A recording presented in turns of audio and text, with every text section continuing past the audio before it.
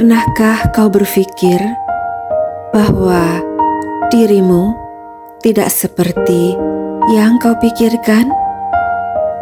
Halo teman, bertemu lagi dengan Pratsna di renunganku yang ke-25 yang berjudul Intensi.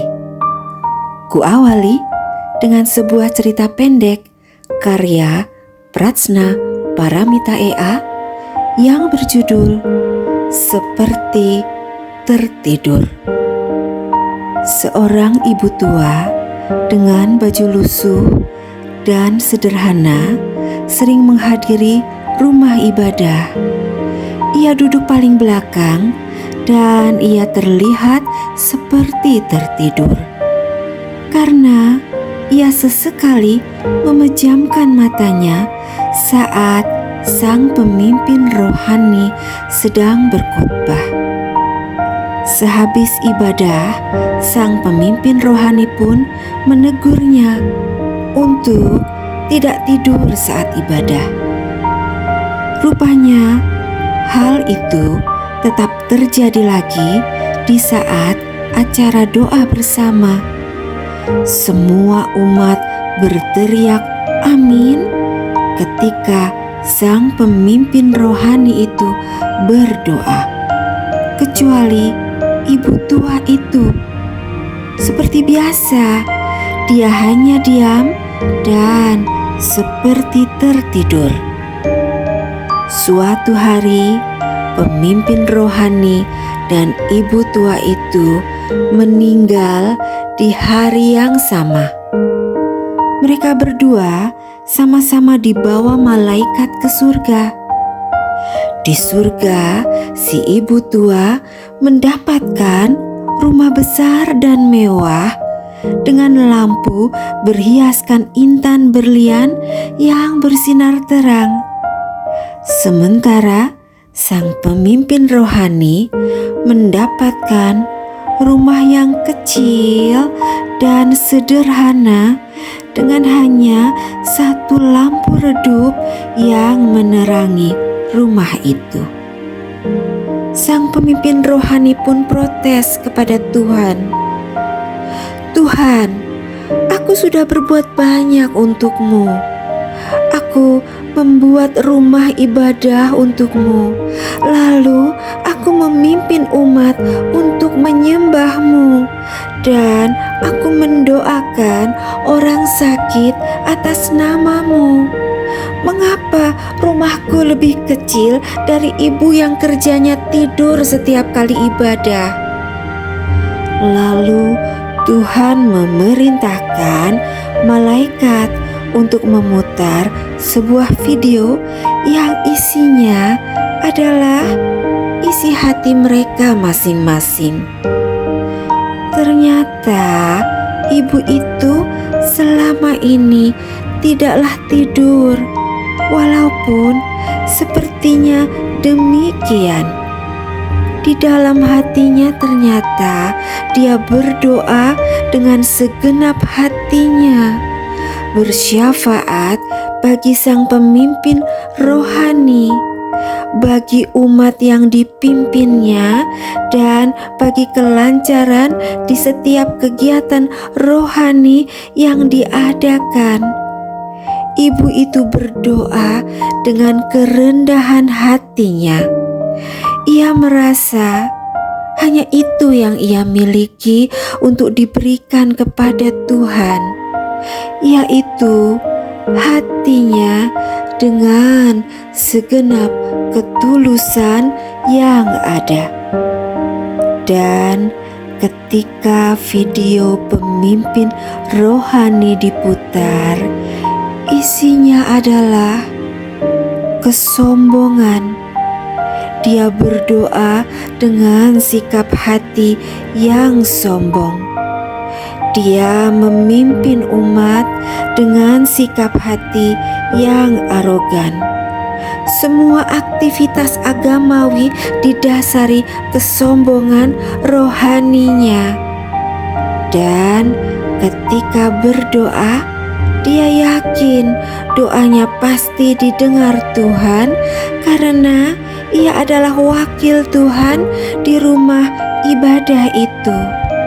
Bagi Pratsna, cerita pendek di atas jelas menggambarkan tentang intensi, dan intensi itu menunjukkan kualitas batin seseorang, bukan? Intensi sendiri berasal dari kata intention dalam bahasa Inggris dan intensio dalam bahasa Latin yang artinya niat, maksud, tujuan batin yang mendasari tindakan seseorang. Dalam konteks rohani atau filsafat, intensi menunjukkan kualitas terdalam dari hati yang menjadi roh dari setiap doa, tindakan, atau ucapan. Beda dengan sekedar perbuatan. Perbuatan bisa sama, tapi intensinya berbeda. Maka hasilnya di mata Tuhan juga berbeda, karena Tuhan melihat hati, sementara kita manusia cenderung melihat yang lahiriah saja. Ini nampak dari dua karakter tadi. Sang pemimpin rohani melihat yang lahiriah saja, yaitu ibu itu tertidur di saat ibadah. Padahal sebenarnya ibu itu sedang berdoa. Ini menunjukkan kecenderungan manusiawi kita untuk mudah terjebak di dalam asumsi dan opini yang salah, mudah terjebak di dalam kepalsuan. Mengapa?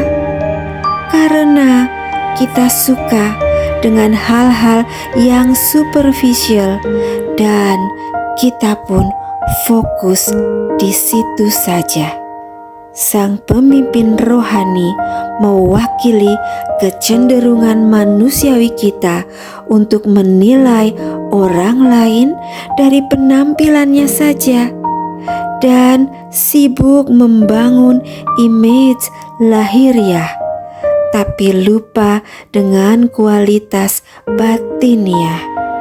Kita sibuk memoles lahiriah kita, tetapi kita lupa menjaga kualitas hati.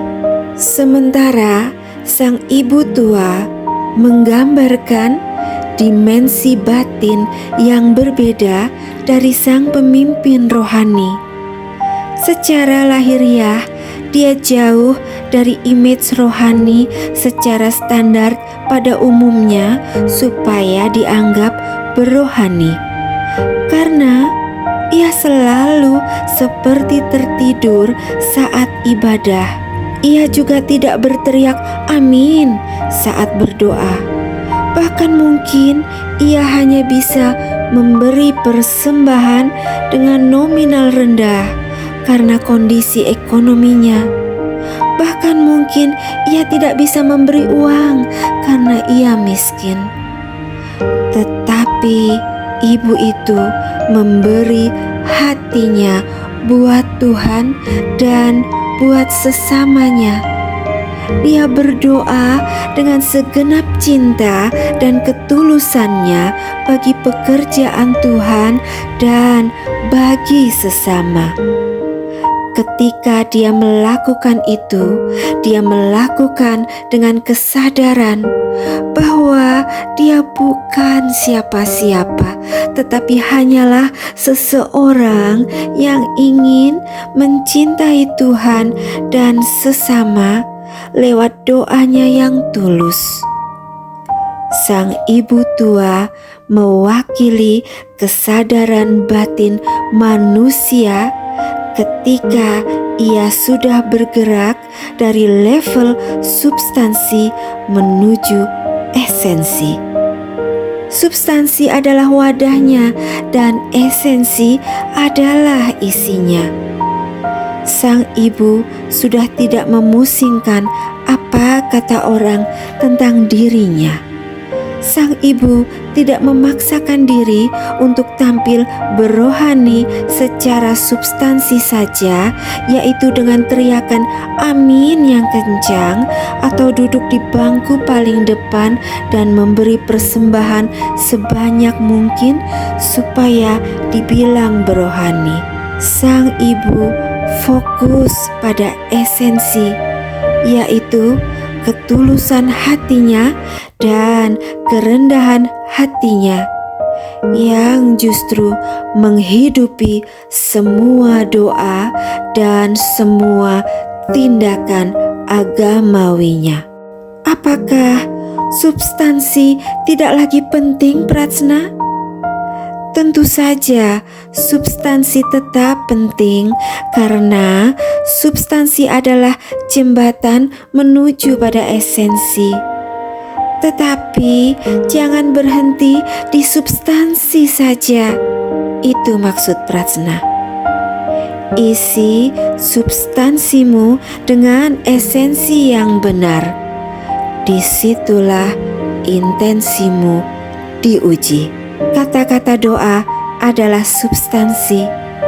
Ketulusan hati adalah esensinya. Tuhan tidak berhenti pada kata-kata. Ia menembus ke dalam hati. Renungan kali ini mengajak kita bersama untuk belajar membangun intensi yang benar di dalam kita beragama.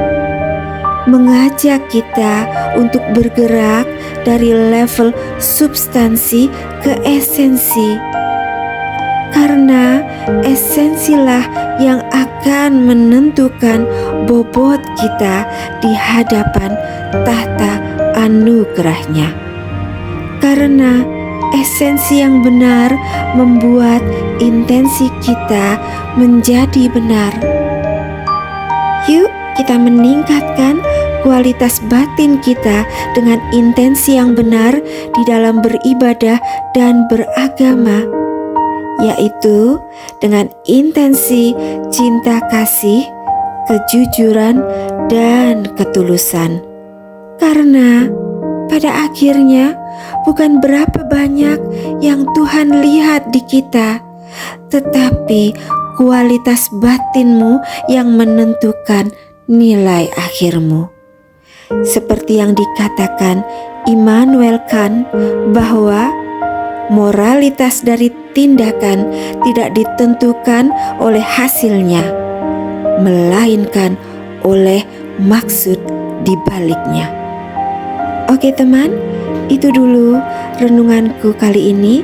Kita akhiri ya. Terima kasih sudah berkontemplasi bersamaku through this channel. Jangan lupa like, share, subscribe, dan bunyikan notifnya. Bye-bye.